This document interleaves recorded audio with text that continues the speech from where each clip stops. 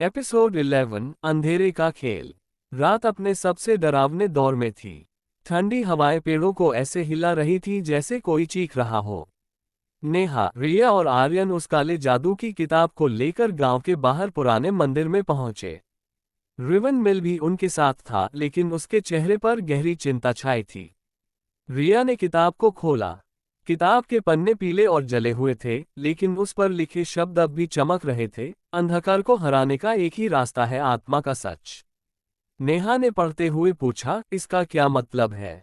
आत्मा का सच, रिवन मिल ने धीरे से कहा, शायद इसका मतलब है कि अंजलि की आत्मा को तभी शांति मिलेगी जब वो खुद अपने साथ हुए अन्याय का सच सबके सामने लाएगी। लेकिन कैसे? तभी मंदिर के दरवाजे अपने आप जोर से बंद हो गए। सब चौंक गए। हवा और भी तेज हो गई और मंदिर के अंदर काला धुआं भरने लगा। अचानक अंजलि की आत्मा वहां प्रकट हुई।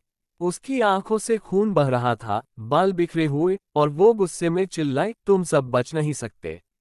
अब कोई किताब नहीं बचाएगी।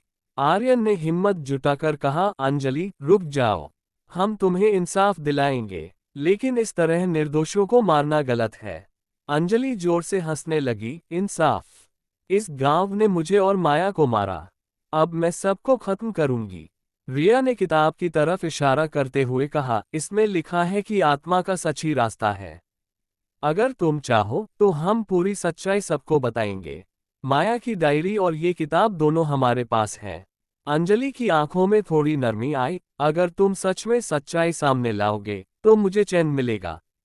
नेहा बोली, हाँ, लेकिन उसके लिए तुम्हें हमें समय देना होगा। अंजलि की आंखों से आंसू गिरने लगे। वो फुसफुसाई, ठीक है, पर अगर तुम झूठ बोले तो मैं सबको खत्म कर दूंगी। इतना कहकर अंजलि गायब हो गई। अब समय कम था। अगली सुबह रिया, नेहा और आर्यन गांव के चौक में पहुंचे। रिवन मिल ने गांव वालों को इकट्ठा किया। रिया ने माइक उठाया और सबके सामने बोलना शुरू किया, सुनो गांव वालों, आज हम तुम्हें एक सच्चाई बताने आए हैं। माया और अंजलि की मौत सिर्फ हादसा नहीं थी, ये एक साजिश थी। गांव के कुछ बड़े लोगों ने अपने काले राज छुपाने के लिए उन्हें मारा था। गांव में हलचल मच गई। नेहा ने वो फटा हुआ डायरी का पन्ना पढ़कर सुनाया। माया ने लिखा था, अगर मुझे कुछ हो जाए तो मेरी बहन अंजलि को बचा लेना। वो सच्चाई जान चुकी है कि गांव में काला जादू हो रहा है।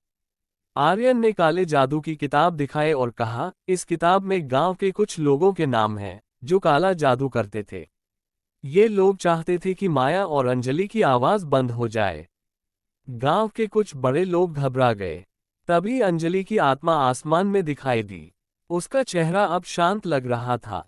अंजलि ने मुस्कुराकर कहा, अब मुझे चैन मिल गया, लेकिन जो दोषी हैं उन्हें सजा जरूर मिले। इतना कहकर अंजलि की आत्मा एक सफेद रोशनी में बदल गई और आसमान में समा गई। गांव में सन्नाटा था। रिया ने भीड़ की ओर देखकर कहा, अब वक्त है सच का सामना करने का। गांव के कुछ गुनहगार बुजुर्गों ने सिर झुका लिया। रिवन मिल ने कहा, आज से ये गांव फिर से पवित्र बनेगा। नेहा, आर्यन और रिया ने राहत की सांस ली। लेकिन तभी अचानक रिया के फोन पर एक वीडियो आया। वीडियो में वही कुआं दिख रहा था और उसमें से एक नई परछाई निकल रही थी। रिया चौंक गई, ये क्या, कोई और आत्मा? नेहा बोली, क्या ब्लैक फेरी की कहानी अभी खत्म नहीं हुई? क्या रिया, नेहा और आर्यन फिर किसी नई बला का सामना करेंगे? कौन है ये नई आत्मा? जानने के लिए देखिए द ब्लैक फेरी सीजन 2।